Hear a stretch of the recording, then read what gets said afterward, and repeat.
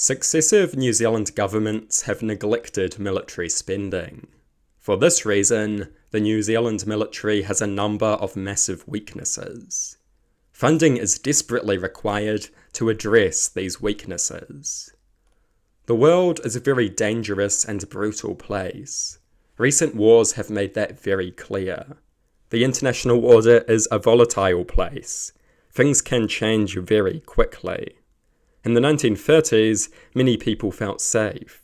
In less than a decade, Axis commerce raiders were in our waters, and invasion seemed possible. We must not take our security for granted. We must invest in the military. The military has several primary purposes. These include national security, supporting our allies, maintaining global order and stability, and disaster relief. The military's capacity to fulfill these functions is seriously impeded by a lack of funding and some major shortcomings.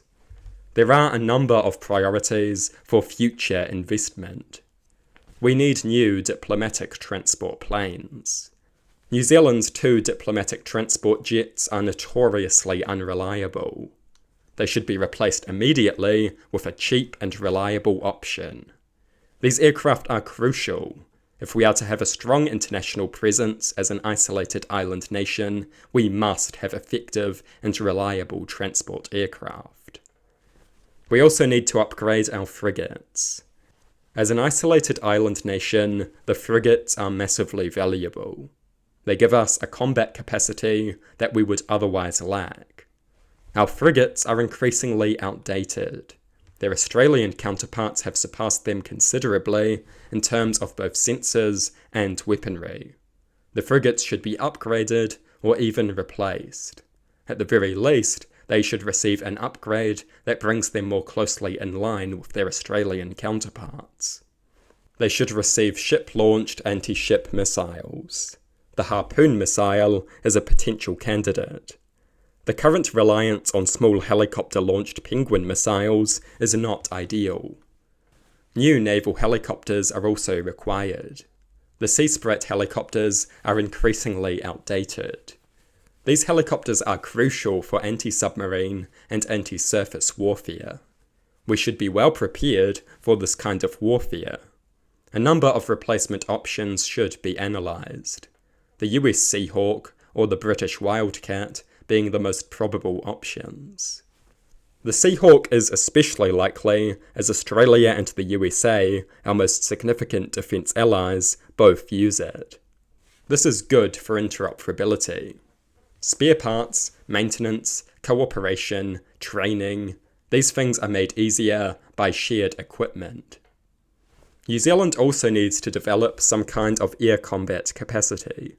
This does not necessarily mean returning to fighter jets. Low-cost jet trainers with a light combat capability would be a significant improvement on the current state of affairs. At least this would ensure our Air Force could maintain the necessary skills to acquire more serious aircraft should they ever be required. And a light combat capability could be useful. It would greatly enhance our capacity to participate in counter-terrorism operations. New Zealand also needs air defences. The New Zealand military is almost completely devoid of air defences, with the exception of the frigates. Anti-aircraft weapons are nowhere to be seen. Even manpads and light AA guns are not used. This is a massive shortcoming. Modern battlefields are infested with drones, helicopters, and fighter jets. A lack of air defence is an enormous shortcoming. A few cheap drones could reduce our army to scrap metal. At the very least, manpads need to be acquired. A medium-range system such as NASAMS may also be worth investigating in the future. Even a handful of cheap anti-aircraft guns would improve our air defences massively. We also need anti-ship missiles. For an island nation, effective deterrence relies on the ability to sink large numbers of enemy ships. We cannot afford to let an enemy force land. Our small population makes fighting a protracted conventional land war unviable. Stopping an enemy landing must be the priority. That requires anti-ship missiles. Currently, the only anti-ship missile is the Small Penguin missile that is deployed from the Sea Sprite helicopters. A larger missile and more diverse delivery platforms are required. The heavier-duty Harpoon missile could be a good candidate. The missile has a longer range and a larger warhead. Most importantly, it can be deployed from existing assets, including the P-8 Poseidons and the frigates. Trucks should also be acquired to facilitate shore-based firing. We must also invest in modern warfare. More funding should be invested into modern military concerns such as drone warfare and cyber warfare. These threats represent the future of warfare. We must accept that reality and be ready for it. That means learning both how to make good use of these weapons and how to counter them. These things are also great for asymmetrical warfare. Mastering asymmetrical warfare is massively beneficial for a state of our size. We must learn to punch above our weight. All of the proposals I have made here are common sense. We have serious holes in our defence force, and those holes need to be addressed. Some capacities are blatantly missing, and some serious upgrades are required. If these holes were filled, the defence force would be far more capable. This would benefit us considerably.